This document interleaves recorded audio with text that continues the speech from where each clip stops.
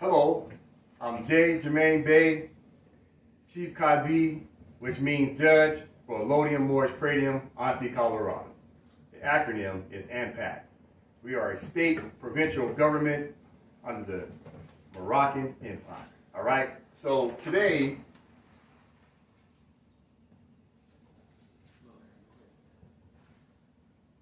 I usually try to keep it shut because the traffic out there.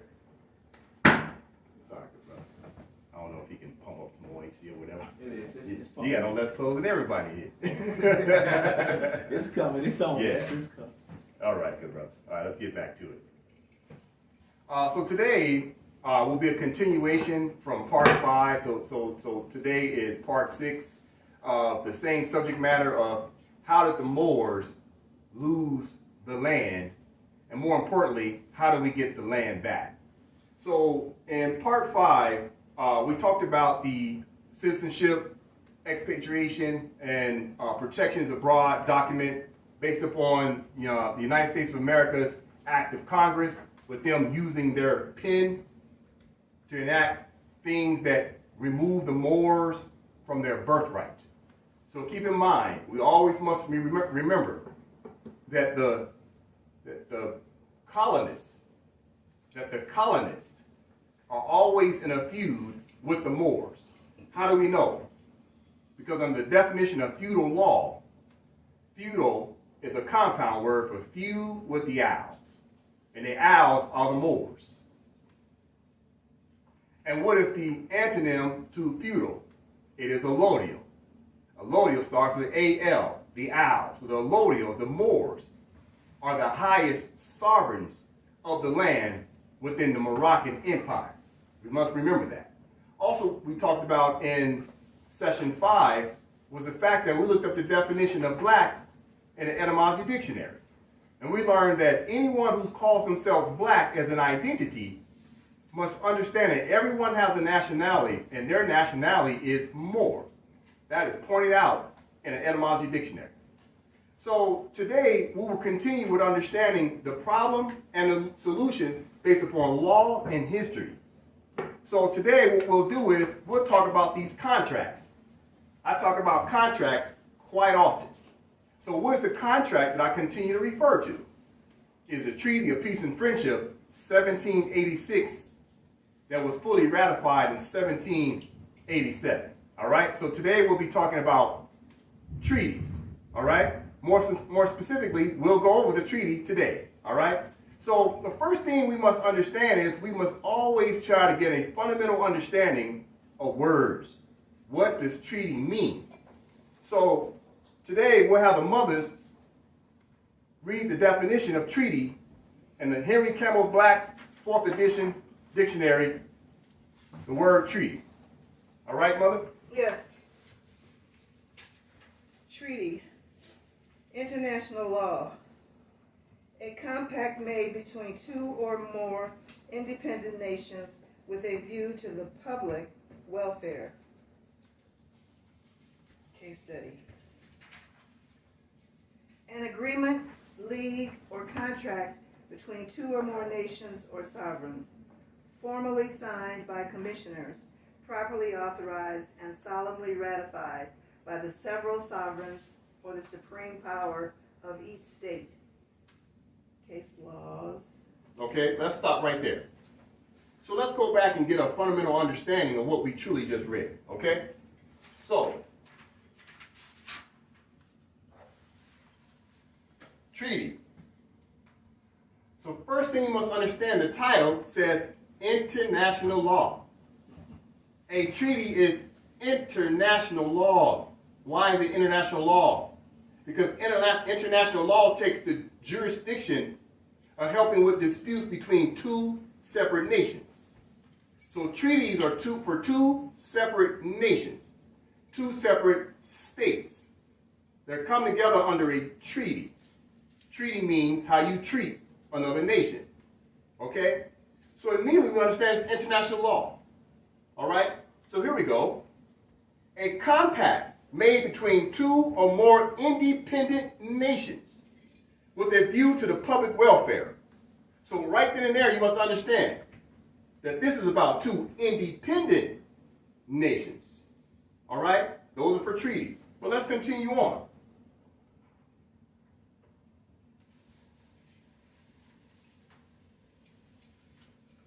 An agreement, league, or contract between two or more nations or sovereigns, formally signed by commissioners, properly authorized, and solemnly ratified by the several sovereigns or the supreme power of each state. So, watch this. These are keys to the answers to the test. Moors continue to want to enforce the treaties, but yet we continue to get pushback by the United States of America. Why is that? It's because the Moors have not ratified their constitution and state that way they're a separate nation. The United States of America is a separate nation. If you don't have a state, that means you're not a separate nation. Right now, Moors are operating within the jurisdiction of the United States, even though it's a corporation. They are a state, nonetheless, because it's what you call a fact. The truth is, they do not have a nation because now they're a corporation. That's the truth. But the fact of the matter is, they are a nation. Fact. You must understand the difference between a fact and the truth. However, the Moors do not have a state. You cannot enforce a treaty unless you have a state with a constitution, your seal, your bylaws to enforce your law. In order to be able to enforce any treaty, you must have a state. So therefore, the Moors must understand that now we must start using the state to enforce our national rights. And until then, you are still a Moorish subject instead of a Moorish national that comes under their free national constitution of their own, of their state provincial government. Moors must understand that now. Okay? Most importantly, it says, the commissioners properly authorize. What does properly authorized mean? You must understand, in the Vienna Convention of 1969, when you read the preamble and Articles 1 and 2, just off the top, it talks about you being the authorized representatives of what? A state. So the Moors have not been following the instructions. The Moors must now ratify a state through its constitution. That must be known. Let's continue.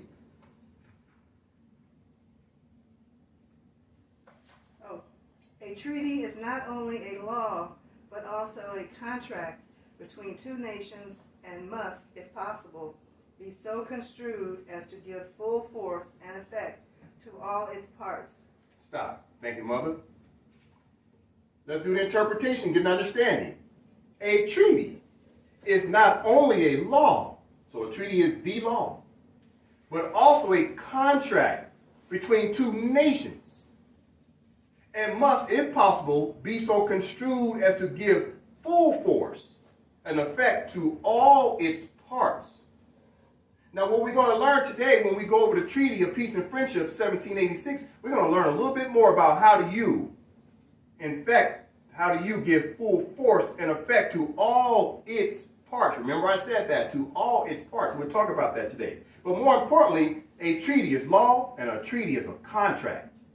So as we've been learning in the first sessions 1 through 5, we've been learning that the colonists, these people who call themselves white, these people who call themselves the American, the reality is this: they've been hiding the names of the parties to the contract. And they themselves been going on a nom de guerre called white, and they're not white.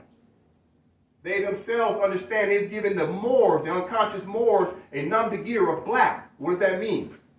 In order to enforce a contract, the parties must be known, and the parties must be called out by their name. So therefore, if you go under the nom de guerre black, you can't enforce treaties. Even if you're a Moor by your nationality, you can't enforce contracts unless you have a state. What's the reference point?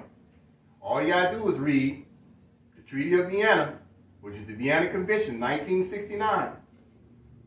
Articles 1 through 85 tells you all the instructions, all of those instructions for only states.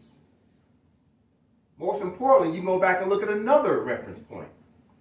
Go look at the website for the International Court of Justice called the ICJ. And it would show you what's called the Statute Manual. And as soon as you open the Statute Manual, the ICJ uses as what they call their well-settled principles of statutes. It immediately tells you you can only enforce it if you're a state. You can only use the ICJ if you're a state. You go down to section 3, it says parties. It immediately tells you the parties must be a state. So Moors have to understand, yeah, we've proclaimed our nationality, but there's more boxes, Moors. So today we're talking about that as we read the treaty about some of those boxes that we unfortunately have not been checking, which unfortunately means that we have been incompetent in trying to defend our rights of our nationality. So today we'll learn how we become competent Moors. That must be known. Okay? Let's continue the reading of the definition of treaty. Personal treaties relate exclusively to the persons of the contracting sovereigns, such as family alliances, and treaties guaranteeing the throne to a particular sovereign and his family. As they relate to the persons, they expire, of course, on the death of the sovereign or the extinction of his family. With the advent of constitutional government in Europe, these treaties have lost their importance. The real treaties relate solely to the subject matters of the convention, independently of the persons of the contracting parties, and continue to bind and state, although there may be changes in its constitution or in the persons of its rulers. All right, thank you, Mother. I'll go back, do the interpretations in the strict sense. Watch this. Personal treaties relate exclusively to the persons of the contracting sovereigns, such as family alliances, and treaties guaranteeing the throne to a particular sovereign and his family. As they relate to the persons, they expire, of course, on the death of the sovereign or the extinction of his family. Watch this. The United States of America, through the acts of Congress, said the Moors were dead on paper, hypothecation, and it's cheap. More specifically, the Naturalization Act of 1870 said the Moors shall now be citizens of the United States, aliens of the United States, subjects of the United States, shall be the blacks of the United States, shall be the coloreds of the United States, shall be the minorities of the United States, shall be the African Americans of the United States. Everything but Moor. So what they did is they said the Moors were dead based upon what's called civil liter mortuus. Civil liter mortuus. They said the Moors are dead. So what are we reading right here? The treaties can't be enforced by someone that's dead, quite naturally. So what the United States did through their corruption of their representatives of the state and their coercion by the representatives of the state, and then through use of force, they have now forced themselves to say that the Moors are dead, so therefore the treaties are not valid anymore. However, the treaties are always valid because the Moors aren't dead. It's because the Moors haven't made the claim. We must use our pen and make the claim. In order way to make that claim, we must have a state. We must have a state. Okay? So watch this. With the advent of the constitutional government in Europe, these treaties have lost their importance. Real treaties relate solely to the subject matters of the convention, independently of the persons of the contracting parties, and continue to bind the state, not individuals, the state, Moors have been trying to enforce treaties as individuals. We can't do that. That makes us incompetent. You must understand the rules of international law have changed. As of 1969, you must have a state to enforce treaties. That's called just cogence. Just cogence. What does just cogence mean? It means the norms of international law that cannot be interrupted, which means Moors can't interrupt the law. We must now abide by international law and the norms, which means you must have a state. Continuing, although there may be changes in its constitution or in the person of its rulers. So what has changed? The rulers, quote unquote, have changed the names of the parties. And now the Moors are having what's called a reawakening, a restoration, reparations. What's happening now? Now we're telling the world, we're Moors. We have proclaimed our nationality and we want our rights. But Moors haven't read the instructions. And we must do that. We have to become competent in understanding international law. That's what a treaty is. A treaty is international law. We have to study international law now. Okay. Got a question, Mother? Yes. When it says real treaties relate solely to the subject matters of the convention, they're talking about the Vienna Convention. Ah. Is that correct? That is correct. Okay. So your conventions are your contemporary treaties. All nations around the world, regardless of prior treaties, agreed through the Charter of the United Nations that now, as of 1969, no treaty can be enforced by an individual. Mm-hmm. It must be enforced through the representatives, the authorized representatives through the state, called your consul, your ministers, as well as your ambassadors. Those are the only authorized people that can help to represent you. So it's like the ground rules for all treaties. Correct. However, your elected officials can appoint whomever they want to be a liaison and representing the free nationals of their state. Mm-hmm. So as long as Moors keep operating as Moorish subjects, because Moorish subject means you don't have a state to represent you. As soon as Moors understand they need to go from a Moorish subject status into a Moorish national status based upon their free elections of their ratified government that has a constitution, a seal and a flag, matriarchal council, then they can start moving forward, putting together their three branches of government and govern the affairs of their own nationals. So you hear Moors always say, enforce the Constitution, enforce the Constitution, enforce the Constitution. Well, wait a minute. According to the Vienna Convention, you must have your own state. So if you got your own state, that means you must have your own constitution to enforce. Your constitution is a domestic political document that's a birth record of your nation, your latitude, longitude that comes together. But when you have agreements with other nations, that's the treaty and that's international law. So first you must recognize yourself with your constitution.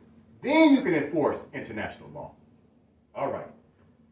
So what I would like to do is, now that we have a fundamental understanding of the word treaty, now let's go read a treaty. The Treaty of Peace and Friendship, 1786. Now, why do I say 1786? Because that is the year that Sidi Muhammad, which is better known as Abdullah ibn Muhammad III, he is the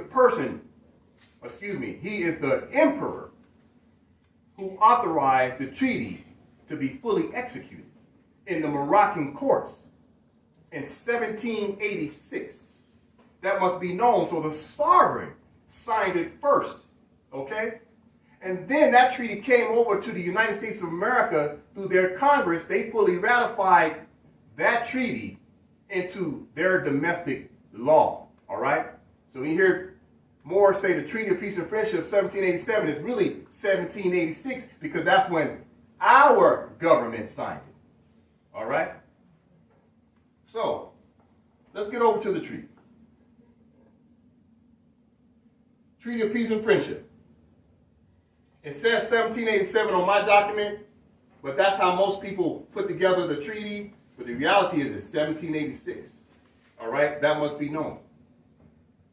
All right, so what you're seeing here is after the treaty has been fully ratified by the United States of America and its citizens, its authorized representatives who have their own state and constitution. What you must understand before we read this, you must understand as Moors. The United States has been checking the boxes. The United States of America has been checking the boxes. What do I mean when I say that? The United States of America will tell you, watch this, they proclaim their nationality. What are they claiming their nationality is? United States of America. Look at any passport, it says United States of America. What's the next box they check? They have a constitution. Not only do they have a constitution, they've had two constitutions. We all must always remember that prior to 1786, they had a constitution called the Articles of the Confederation, under what they call the Continental Congress. All right? In which they established that in 1781. Then they dissolved it in 1789. So then they ratified their second constitution in 1789. All right? So you must understand, not only has the United States, do they have a constitution, the United States of America has actually ratified two and dissolved one of them. So they checked the box. What else do they have? They have a seal, which is the Moorish bald eagle, because the eagle comes from Morocco. What else does the United States of America have? They have a flag. They perform elections, inaugurations. They have birth certificates. They have oath and allegiance. Anybody takes the oath to take an office, etc., etc., etc., which means they created a state. That's why they call themselves the United States. Okay. The next question is, can the Moors say that they've checked these boxes? It's an overwhelming probability that the answer is no. However, AMPAC has checked these boxes. We have what you call full powers at this time. We are poised to join the ranks of all nations around the world, according to the United Nations. We'll talk about that later on, but we're poised. So therefore, as we start to read the Treaty of Peace and Friendship, I'm going to point out things that relate to this list that most Moors don't have in terms of them creating their state. All right? Let's get started with the reading of the Treaty of Peace and Friendship, 1786, that was fully ratified in 1787 between Morocco and the United States of America. You notice the title says the United States? That's what you call a misnomer. So therefore, anytime you see documents like this, you must catch it and realize that is a misnomer. I have it up here as an example, that the United States will pull little misnomer games and put United States on documents. Immediately you think those are the two parties, and it is not. It's Morocco and the United States of America. But I put that here just so you can see how they'll put a misnomer in. All right? That must be known. So later on, you're going to read in the document who the true parties are. I'm just giving you an example. Watch this. Mother, if you can go ahead and read the document, that would be great. All right. To all persons to whom these presents shall come or be made known, whereas the United States of America in Congress, assembled by their commission, bearing date the 12th day of May 1784, thought proper to constitute John Adams, Benjamin Franklin, and Thomas Jefferson, their ministers plenipotentiary, giving to them, or a majority of them, full powers to confer, treat, or negotiate with the ambassador, minister, or commissioner of His Majesty the Emperor of Morocco concerning a treaty of amity and commerce, to make and receive propositions for such treaty, and to conclude and sign the same, transmitting to the United States of America in Congress assembled with their final ratification. Stop. What did we just learn? Watch this.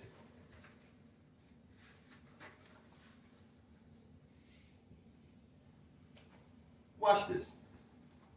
To all persons to whom these presents shall come or be made known, whereas the United States of America, party to the contract, in Congress, assembled by their commission bearing the date of the 12th day of May, 1784, thought proper to constitute John Adams, Benjamin Franklin, and Thomas Jefferson their ministers plenipotentiary, giving to them, or a majority of them, full powers to confer, treat, and negotiate with the ambassador, the minister or commissioner of His Majesty, the Emperor of Morocco, concerning a treaty of amity and commerce, to make and receive propositions for such treaty, and to conclude and sign the same.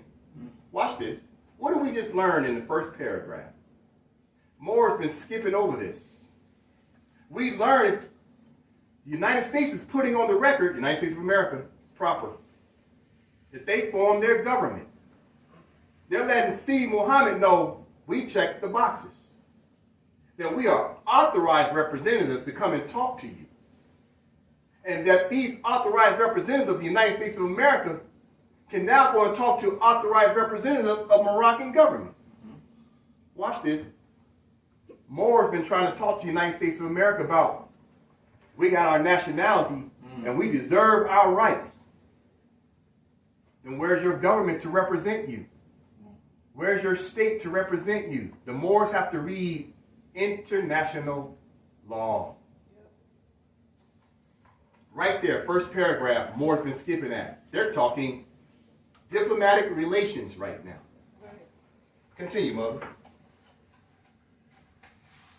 And by one other commission-bearing date, the 11th day of March, 1785, did further empower the said ministers plenipotentiary, or a majority of them, by writing under the hands and seals, to appoint such agent in the said business as they might think proper, with authority under the directions and instruction of the said ministers to commerce, and prosecute the said negotiations and conferences for the said treaty, provided that the said treaty should be signed by ministers.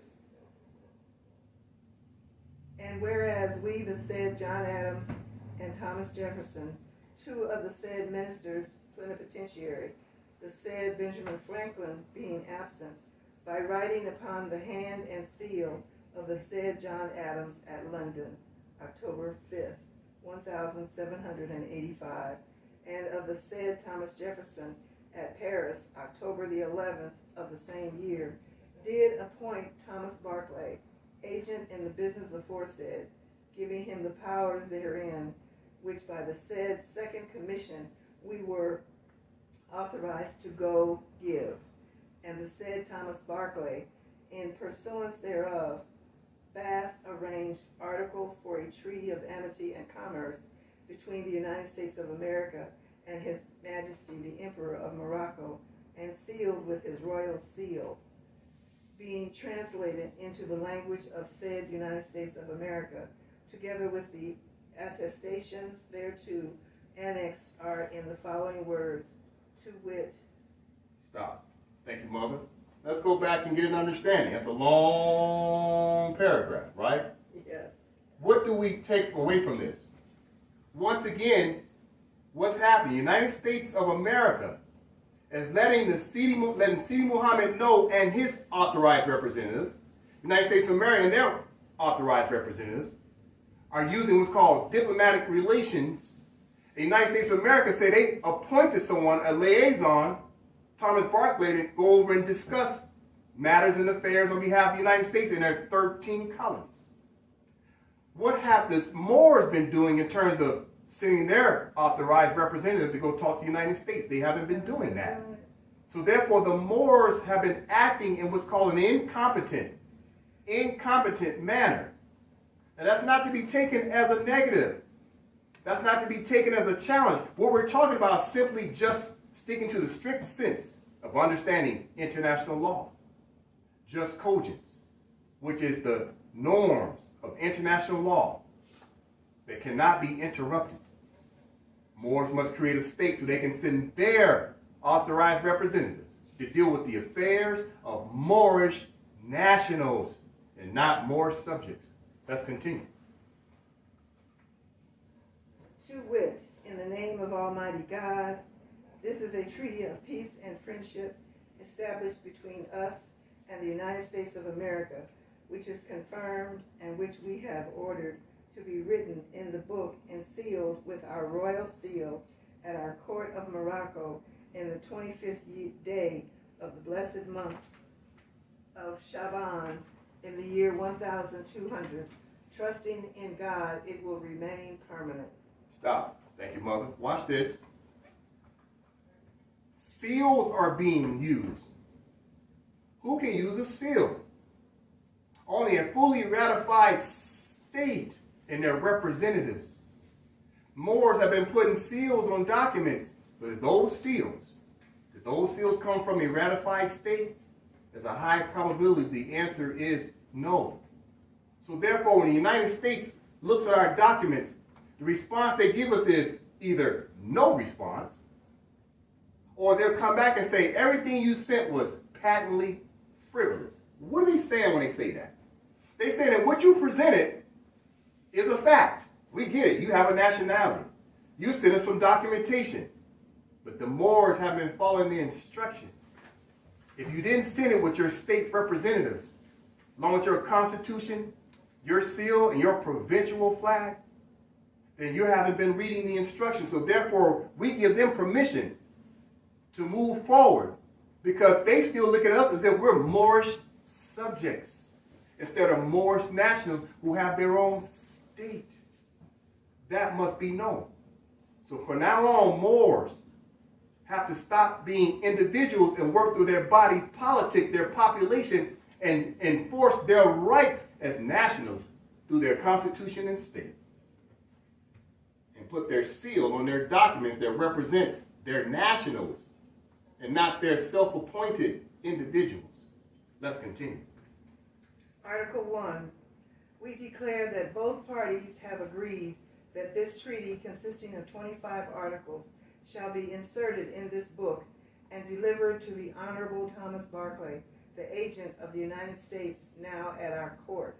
With those approbation, it has been made and who is duly authorized on their part to treat with us concerning all the matters contained therein. Stop. Thank you, Mother. Watch this. Moors have been zipping right past Article 1. They did not interpret Article 1 that gives you specific instructions. Watch this. We declare that both parties, who are the parties? You must have a state in order to be a party, have agreed that this treaty consisting of 25 articles shall be inserted in this book and delivered to the Honorable Thomas Barclay, the agent of the United States. An agent must be an appointed person by its authorized officials. Now at our court, Morocco's court, with whose approbation it has been made and who is duly authorized. Moors haven't been duly authorized because we don't have a state. Let's continue. Article 2. What? Hold on. Let's continue. To treat with us concerning all the matters contained therein. What does that mean? Article 1 sets the stage for all 25 articles. But yet, if you didn't check the box just on Article 1, you can't enforce the 25 articles.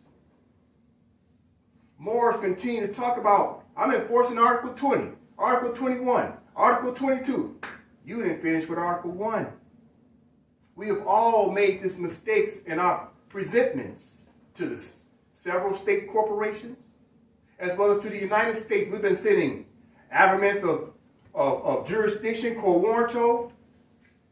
We've been sending all types of consular notification and access. We've been sending habeas corpus. And guess what? It's all been what you call patently frivolous because we didn't have a state that supported those documents. We didn't get past Article 1. AMPAC has a government now.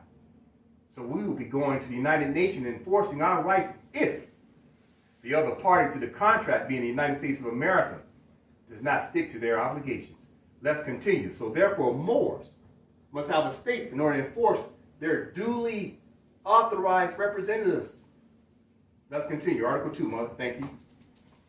Article 2. If either of the parties shall be at war with any nation whatever, the other party shall not take a commission from the enemy nor fight under their colors. Okay, watch this. Article 2. So therefore, what that basically means that you can't wear the uniform of your enemy to fight your allies. You can't do that. And vice versa. Keep in mind, treaties are what you call a vice versa treaty. Whatever Moore is not supposed to do, the United States of America is not supposed to do. It's a contract for both parties. Even though one of the parties is the landlord. The other party is the tenant. So the landlord always has a slight advantage over the tenant nonetheless. Why? Because the sovereign is the country that drafted the document. It always goes back to the original country of the sovereigns who scribed that treaty.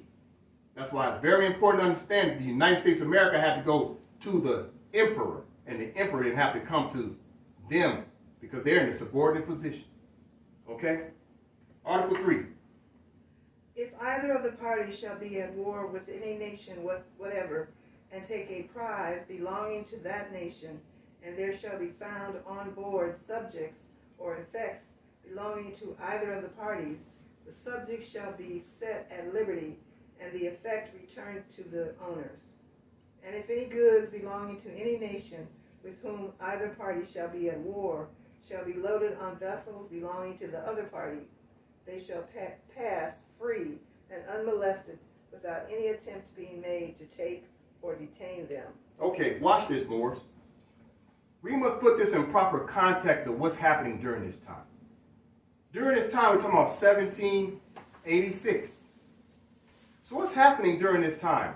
You got wars going on within the Atlantic Ocean. You got France, you have Spain, you got Morocco, United States, and Great Britain all sharing the seas dealing with trade. Sidi Mohammed has come in and said, I want to stop the piracy of all these nations that are fighting. He wants to stop it. Okay? That must be known why this article is important. Sidi Mohammed wants to have a peace amongst all nations that were sharing the Atlantic Ocean during that time. Okay? That must be understood. But at the same time, you must understand that this treaty now is what you call an Admiralty and Maritime Law contract. What does that mean? That means that this contract, as it relates to vessels, because back then they were talking about vessels, ships, vessels. Now, Admiralty and Maritime Law around the world means that the whole world is a sea. So all the people who walk around are really vessels. You are a vessel according to Admiralty and Maritime Law. We're talking Noah's Ark. So therefore, you are a vessel. That's why you have blood vessels. So you are an actual vessel yourself. Okay? So as you're reading this treaty, you must understand, you got to look at this on two levels. They're talking about ships, and they're talking about you as well on the Admiralty and Maritime Law under your blood vessel. So when they say vessel, think you as a human being, as well as a ship in the sea. They're talking about both. All right? Now we're going to go on to Article 4. A signal or pass shall be given to all vessels belonging to both parties, by which they are to be known when they meet at sea. And if the commander of a ship of war of either party shall have other ships under his convoy, the declaration of the commander shall alone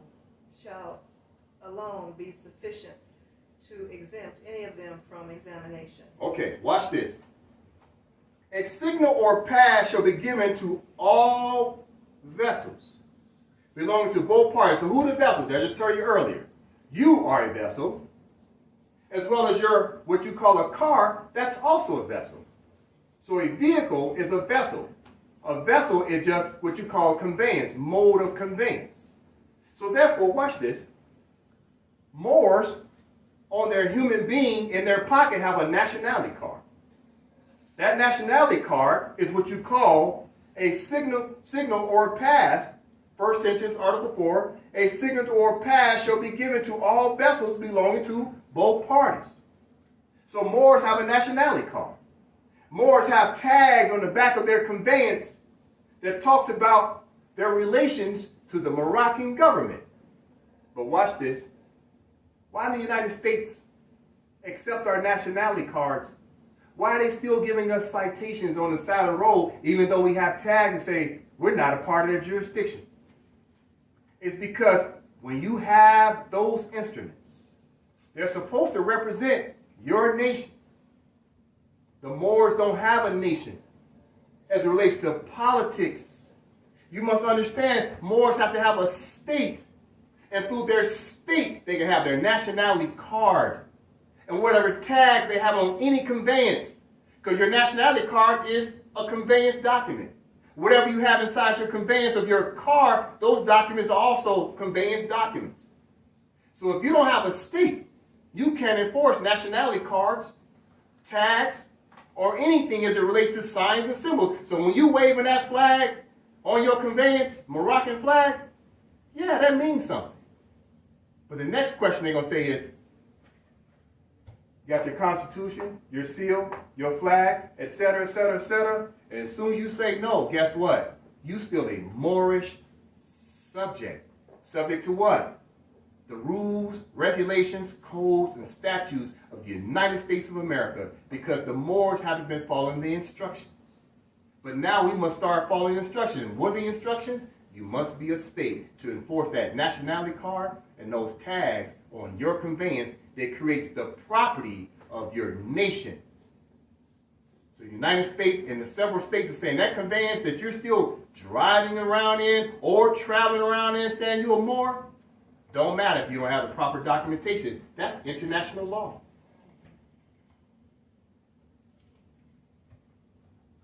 Let's continue. Article 5. If either of the parties shall be at war and shall meet a vessel at sea belonging to the other, it is agreed that if an examination is to be made, it shall be done by sending a boat with 2 or 3 men only. And if any gun shall be bred and injury done without reason, the offending party shall make good all damages. All right, thank you, Mother. So Article 5, interpretation. Listen. If either of the parties shall be at war, and right now the Moors did not even realize they're at war. They're at war with the colonists because most people didn't know they was a Moor. But once you wake up and realize you're a Moor, you say, yeah, we're really at war. Look what they're doing to us. They're usurping us. They're not sticking to the treaties. They're not sticking to the conventions. They're not sticking to their own constitution. They're not sticking to the declarations. Watch this. If either party shall be at war and shall meet a vessel at sea belonging to the other, it is agreed that if an examination is to be made, it shall be done by sending a boat with 2 or 3 men only. And if any gun shall be bred, an injury done without reason, the offending party shall make good of all damages. Watch this. So the cops pull it behind Moors, whether they're unconscious or conscious, whether they got on a do-rag or they got on a fez. Watch this. The cop rolls up behind you, and guess what they roll up in? A cruiser. What is a cruiser? A vessel. Remember they used to call cop cars cruisers? See, they understand language. They roll up in their cruiser, which means you must have a cruiser. Then they perform what's called an examination with their 2 or 3 men in the boat. The boat is the cruiser. Listen. Upon examination, you know what they find out? You Moors don't have a state. You Moors don't have a constitution, flag, or seal.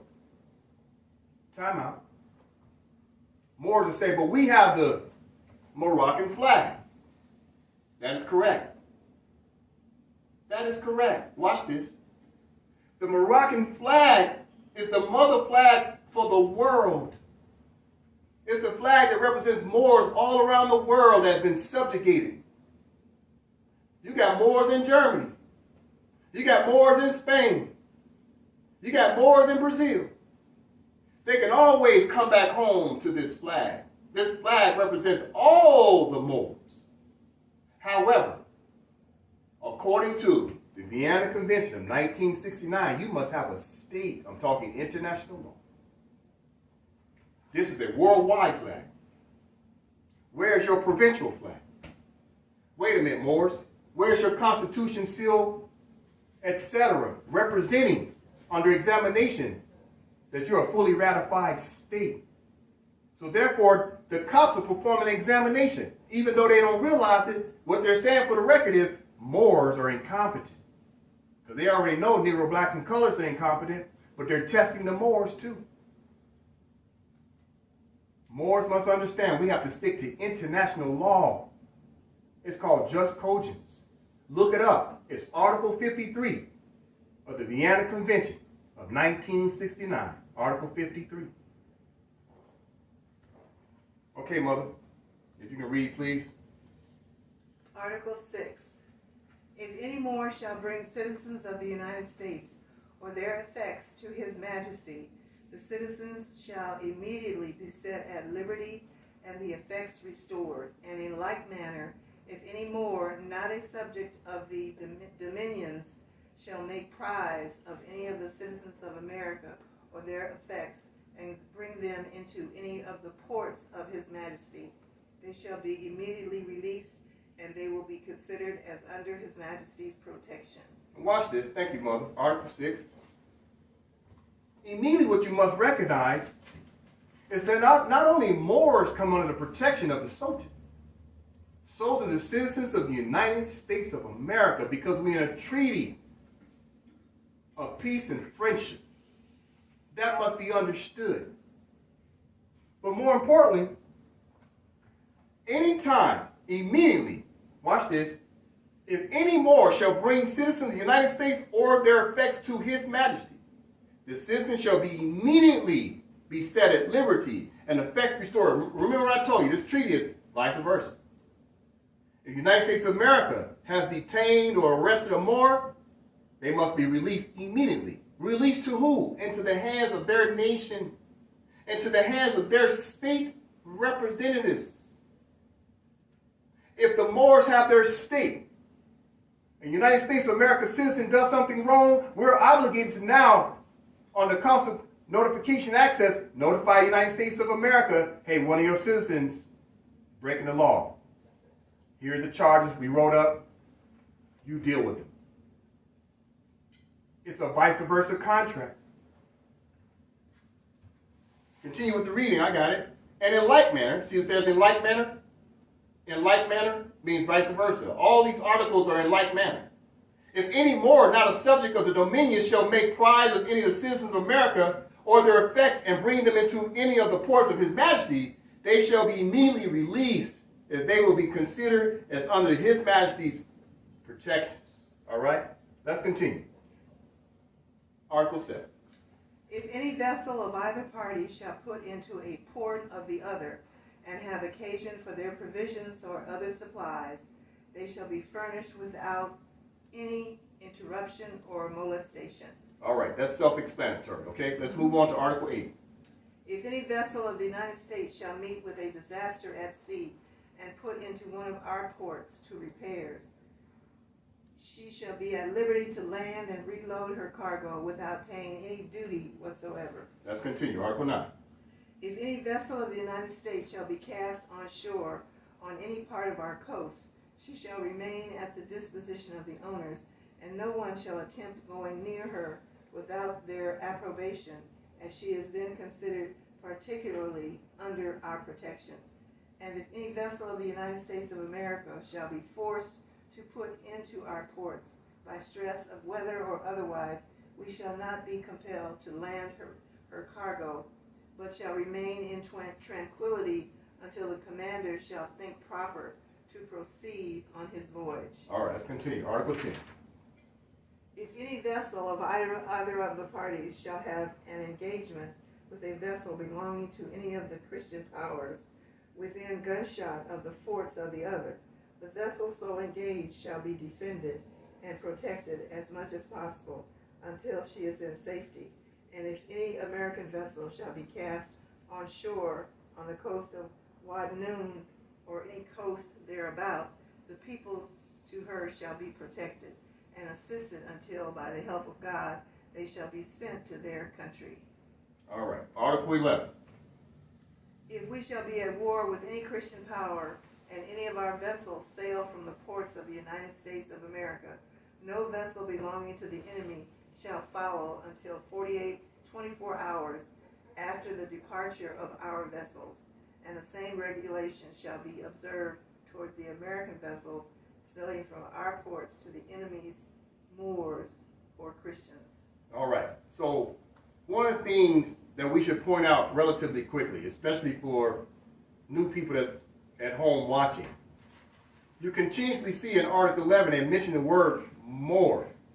I've talked about in my previous videos that anybody thinks they're Negro, black, and colored, the reality is your nationality is more. And if these treaties, these contracts are applicable to you to be enforced through your state.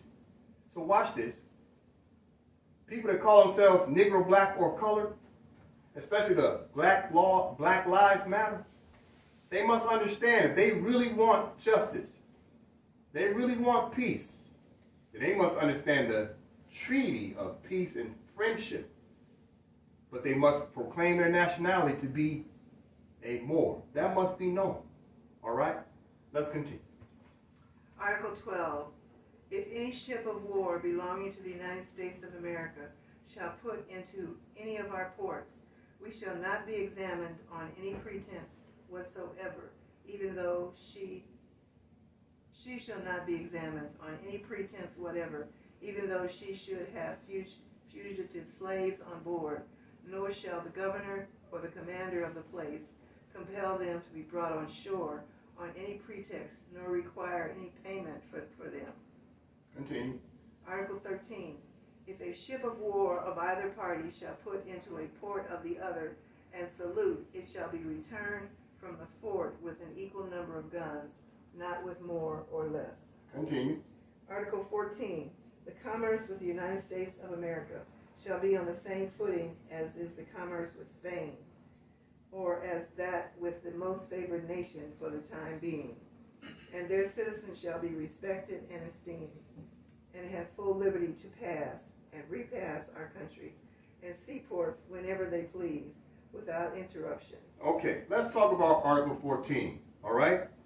The commerce with the United States of America shall be on the same footing as in the commerce with Spain, or as that with the most favored nation.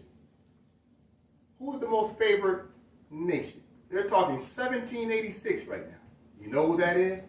It is France. A lot of people continue to forget, especially the Moors, that France, in the year 1778, that France was appointed as the consular court, consul general, to deal with all the affairs of the United States in 1778. So the Sultan of Morocco appointed a Frenchman by the name of D. Adibert Kaye. And he made him the consular court on behalf of the United States of America in 1778. Why is that important to understand? Because the United States, even in the year 1786, did not have consular court. France was the intermediary to deal with all the affairs of the United States of America, as well as the protectorate of the Moors who were living in northwest of Mexico, also known as the Maghreb Alexa, the most extreme west, i.e. part of the Moroccan Empire, which is commonly known as North America. So you must always remember that France is acting as the appointed liaison for the United States of America at this time.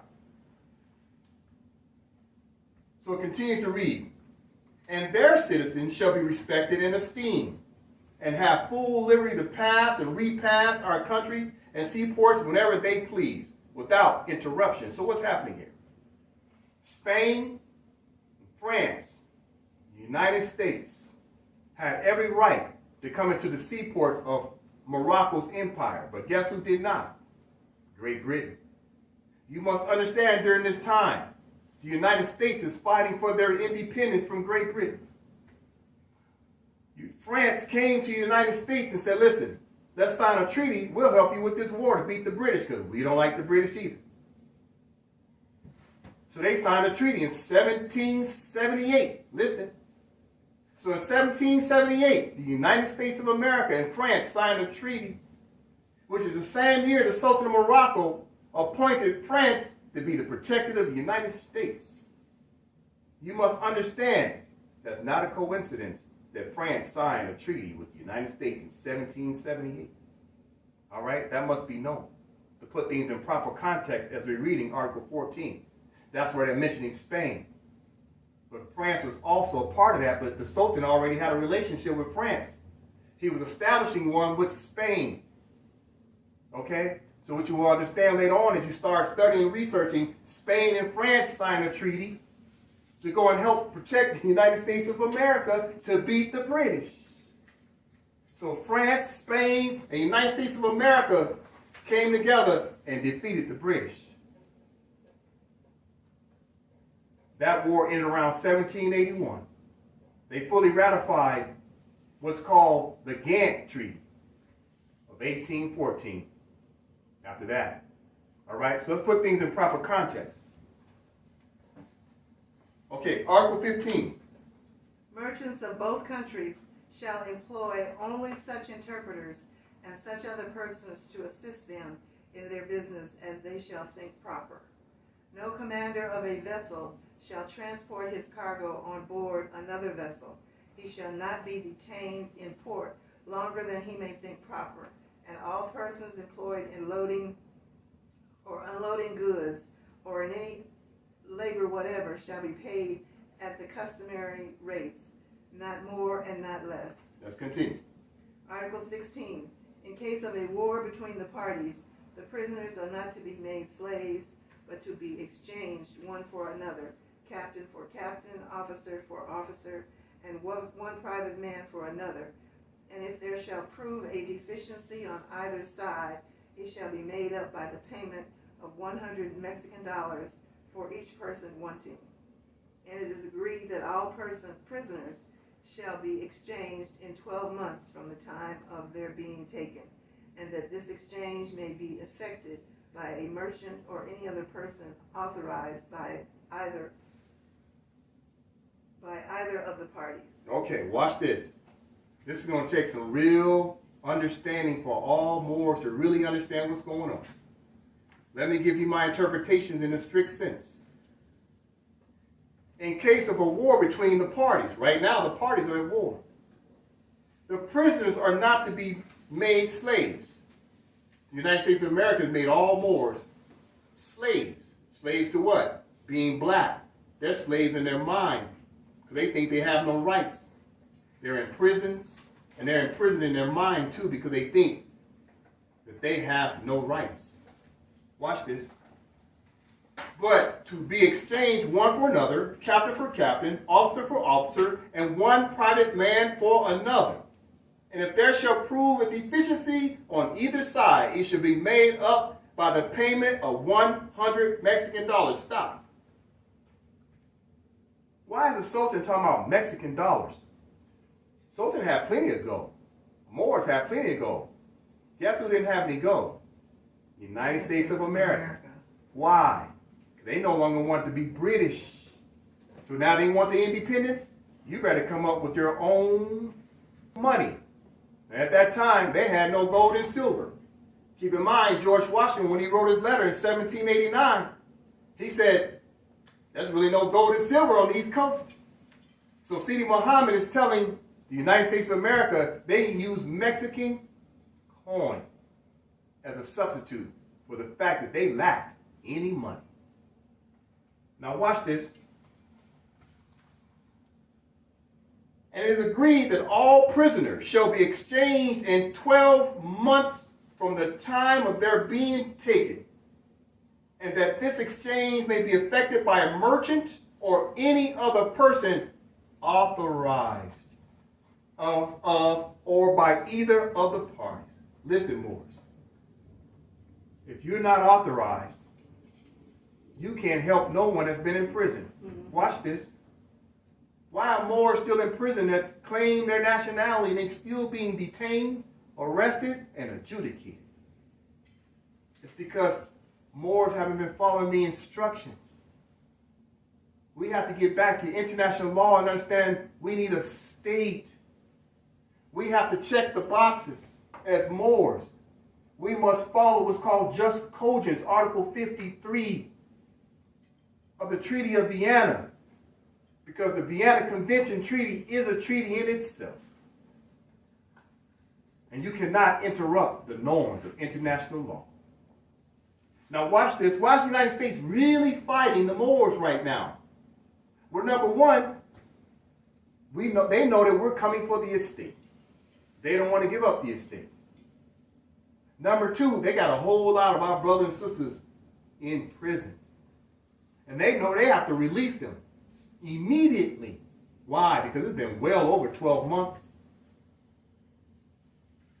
When Moors have a state, now they can say under their laws, of their constitution, they can enforce the treaty, release our nationals, which means that those unconscious Moors and Moors that are in prison can now pledge their allegiance to a free national state government.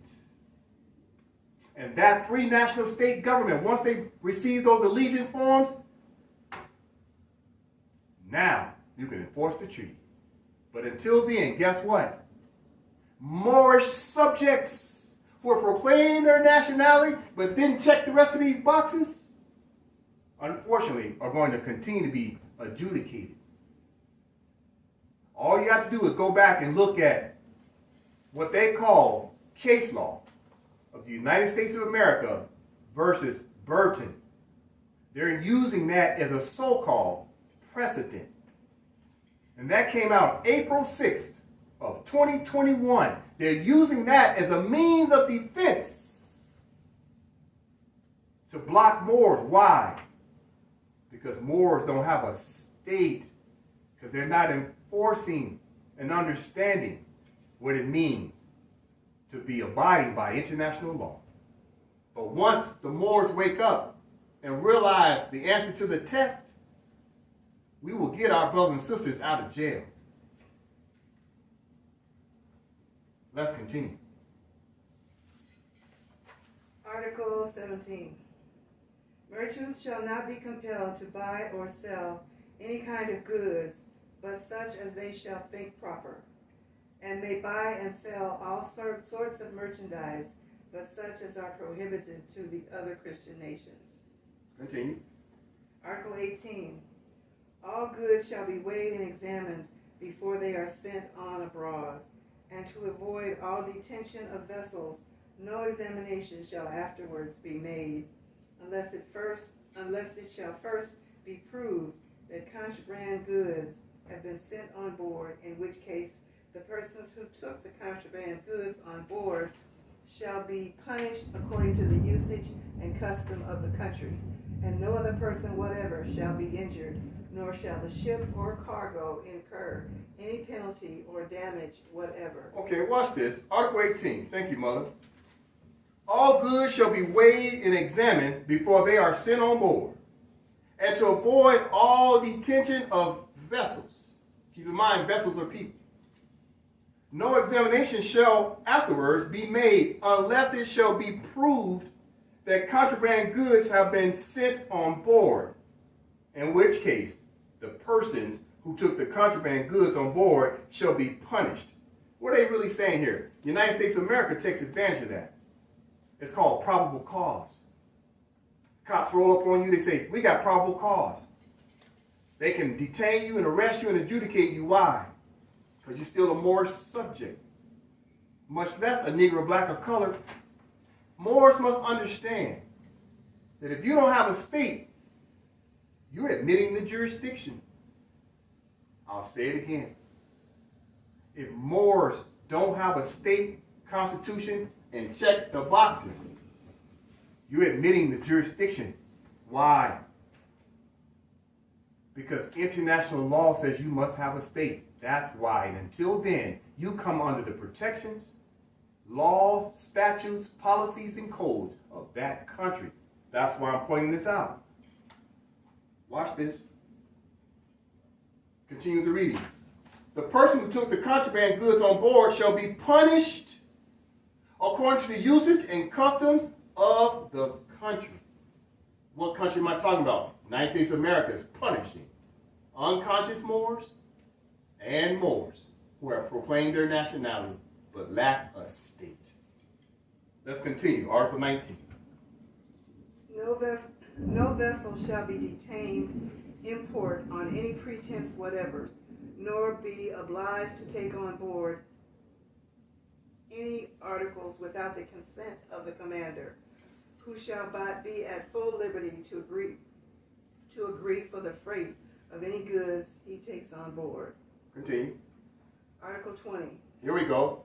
If any of the citizens of the United States of America or any persons under their protection shall have any disputes with each other, the consul shall decide between the parties, and whenever the consul shall require any aid or assistance from our government to enforce his decisions, it shall immediately be granted to him. Now watch this. Moors always use Article 20 in all their documents. This is the most favorite article of them all. But let's talk about it. There's two things being said here that Moors keep missing. Watch this. If any of the citizens of the United States or any person under their protection, so who else is under their protections? Moor subjects. Unconscious and conscious. Shall have any disputes with each other. So what's happening? If Moors are arguing with the United States of America that are conscious, or the unconscious Moors or Black Lives Matter arguing with the United States of America, because they're the protected parties too. Watch this. The council shall decide between the parties. The United States of America hasn't been using council when dealing with Moors or dealing with their property called United States of America citizens, be it Negro, black, or color. Watch this. And whenever the council shall require any aid or assistance from our government to enforce his decisions, it shall be immediately granted to him. Wait a minute. Doesn't it sound like the Sultan's talking in third party? Who's the third party? Talking about the consul. Who's the consul? France. You got to know the history, Moors. You got to go back to 1778 to understand that France, by the decree of the Moroccan Empire, the Sultan, made France the consular on behalf of the United States. So therefore, if Moors, listen, if Moors are having a dispute with the United States of America over here in northwestern Mexico, commonly known as the United States of America, which is a corporation claiming an extraterritorial jurisdiction that's false, then you must understand during that time of 1786, France would come in as the consular court and provide protections for all Moors as well as the United States. The United States of America did not have consular court at the time. So watch this.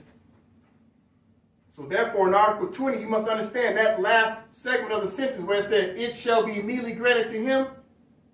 He's saying that when France can't get the United States of America and the Moor to come to an agreement, then France can bring it over to the Sultan, and by the Sultan's own power, he can make a decision. Basically called a de novo. A de novo means that the Sultan takes it on as the highest court, and he makes a decision. All right? So Moors must understand under Article 20, we've been misinterpreting it because we really haven't been studying the history. we must understand that during this time, France was the protector. And guess what? In the 21st century, France still has limited protectorate status. We'll talk about that another day. Let's continue to Article 21. Oh, sorry. If any citizen of the United States shall kill or wound a Moor, or on the contrary, if a Moor shall kill or wound a citizen of the United States, the law of the country shall take place, and equal justice shall be rendered, the consul assisting at the trial, and if any delinquent shall make his escape, the consul shall not be answerable for him in any manner whatever. Thank you, Mother. Watch this. This is starting to make sense now about France. Watch this. If any citizen of the United States should kill or wound a Moor, or on the contrary, if a Moor shall kill or wound a citizen of the United States of America, the law of the country shall take place, and equal justice shall be rendered. The consul assisting at the trial. Who's the consul? France. And if any delinquent shall make his escape, if the United States run off, citizen, if a Moor run off, national, the consul shall not be answerable for him in any manner whatsoever. Why? Because France is not responsible for each of the parties. France is a liaison, an intermediary, but not responsible if another party runs off. But France is there to assist, to advocate as the consul holding court. That must be understood based upon that time frame. So now, Moors have to create their own state. That way they have their own consular court. That way they can enforce their own nationals' rights according to the treaty. Take our affairs into our own hands because we have the Constitution for our state provincial government that's under the Moroccan Empire. So it is the mother flag. Mother flag. And the state provincial flag working in harmony. You must understand, all around the world, all the states have a flag. But this is the mother flag. This is the mother flag of all states. That's the truth. Why? Because the entire world is the Moorish Empire. Because Moors populated the earth. That is the truth. Let's continue. Article 22. If an American citizen shall die in our country, and no will shall appear, the consul shall take possession of his effects, and if there shall be no consul, the effects shall be deposited in the hands of some person worthy of trust, until the party shall appear, who has right to demand them. But if the heir to the person deceased is present, the property shall be delivered to him without interruptions. And if a will shall appear, the property shall descend agreeable to that will as soon as the consul shall declare the validity thereof. Watch this. Moors love Article 22. But our concepts have been flawed. Watch this. If an American citizen shall die in our country, and no will shall appear, the consul shall take possession of his effects. So who's the consul? France at this time. And if there shall be no consul, the effects shall be deposited in the hands of some person worthy of trust. What does that mean? If France hasn't come in to deal with this immediately, in the interim, those possessions go to someone else in the interim. Watch this. And if there shall be no consul, the effects shall be deposited in the hands of some person worthy of trust, until the party shall appear, who has the right to demand them. Moors are making demands, but do we have the right? There's an overwhelming probability that the answer is No. Why is it no? Because Moors aren't checking the boxes. You check these boxes, now you have the right. It's just cogence under international law. When we looked up treaty, the first thing you saw was international law. That tells you immediately the instructions to the test to make a demand to think you got rights. You have to follow international law. That's the truth. Watch this. But, continue with but if the heir to the person deceased be present, the property shall be delivered to him without interruptions. How can the property be delivered back to the Moors without interruption? How? Because you have a stake. And you check the boxes. Then it'll be returned to you without interruption. That's just cogence. That's what you call just cogence. Let's continue. The property shall be delivered to him without interruption. And if a will shall appear, the property shall be sent agreeable to that will as soon as the consul shall declare the validity thereof. Watch this. What is the will? The will is the Constitution. The will is your birth records. The will is your oath and allegiance to said state and nation. The will is all these documents that are political documents that the mothers, the matriarchal council puts together to make the claim to her child. This is a birth record. Because right now the adopted parent has possession of the body. And once the matriarchal council brings her child back into the nation through political documents, that will be by her will and her will alone. That's the truth, according to international law. Let's continue. Article 23. The consuls of the United States of America shall reside in any port of our dominions that they shall think proper, and they shall be respected and enjoy all the privileges which the consuls of any other nation enjoy. And if any of the citizens of the United States shall contract any debts or engagements, the consul shall not be in any manner accountable for them, unless he shall have given a promise in writing for the payment or fulfilling thereof, without which promise in writing no application to him for any redress shall be made. Thank you, Mother. Watch this. Let's jump into interpretations real quick. The consuls of the United States of America shall reside in any port of our dominion. Who's the consul for the United States of America? France. Shall think proper, and they shall be respected. The Emperor of Morocco is telling the United States of America, you will respect France as well as the Moors, and enjoy all the privileges which the consuls of any other nation enjoy. See, that's a key point right there. What's happening? The United States, when France comes over the United States of America, jurisdiction based upon the 13 colonies, because we're talking 13 colonies when Sidi Muhammad allowed them to stay. When France came over, they had to extend respect to France, because France was there on behalf of the Sultan. Watch this.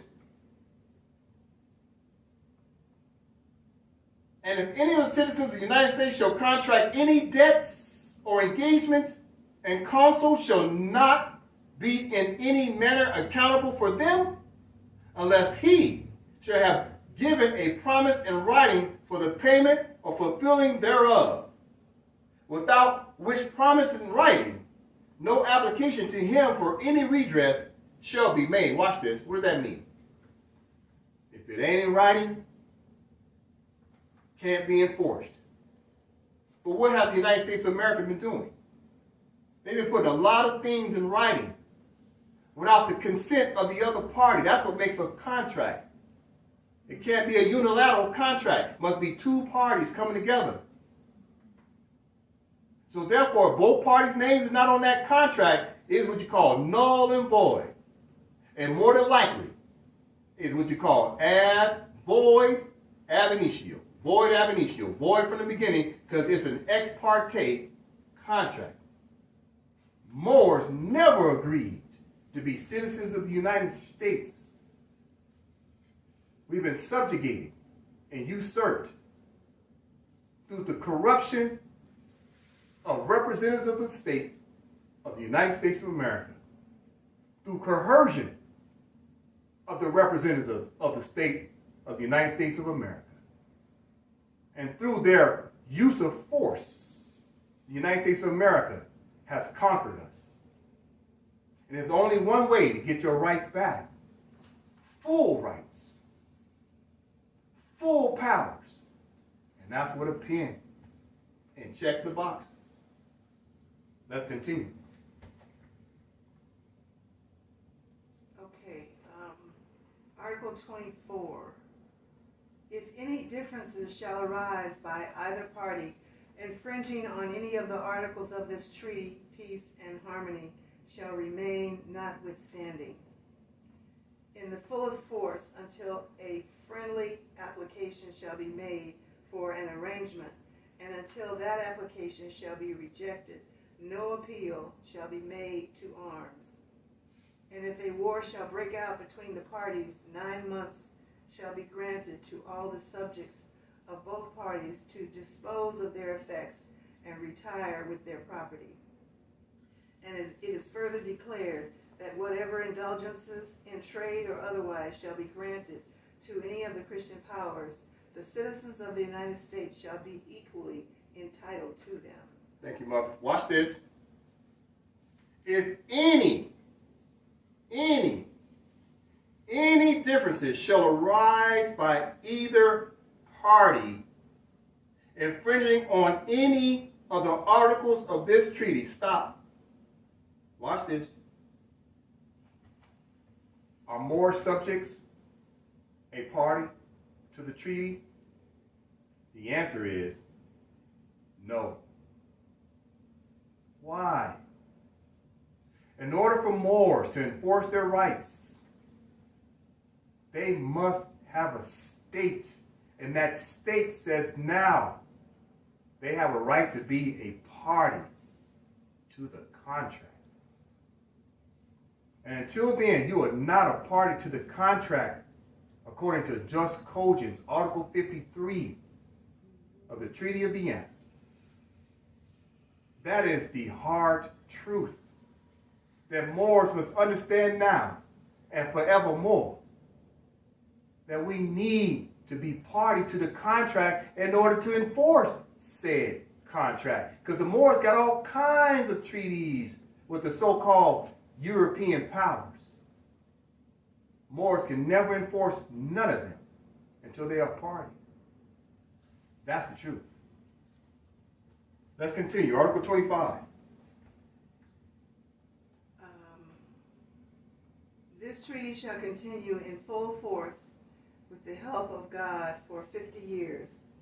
We delivered this book into the hands of the before mentioned Thomas Barclay on the first day of the blessed month of Ramadan in the year 1200. I certify that the annexed is a true copy of the translation made by Isaac Cardoza Nunez, interpreter at Morocco, of the treaty between the Emperor of Morocco and the United States of America. So the parties are known in the beginning and the parties are known in the end. The parties are not black people. Right. The parties are Moroccans of Morocco, also known as the Moors, as clearly stated in the body of the treaty. Now watch this. Moors must start to understand something very clear. This right here, what I wrote up here, is just a basic understanding of some of the basic things that we need to create a state. But what I just put up here comes under one word, and that word is called post-millennium. Post-millennium. Post-millennium means you have every right to make your claim under your sovereign rights as a people, as a nation, to remove the conqueror out of your land and your affairs. But on the post-millennium, according to the Vienna Convention, you must have a state in order to be able to claim the rights of your nation. That way you're no longer Moorish subjects. You're now Moorish nationals under your own free nation of your state. That's the truth. Those are the instructions for Moors to get their rights back.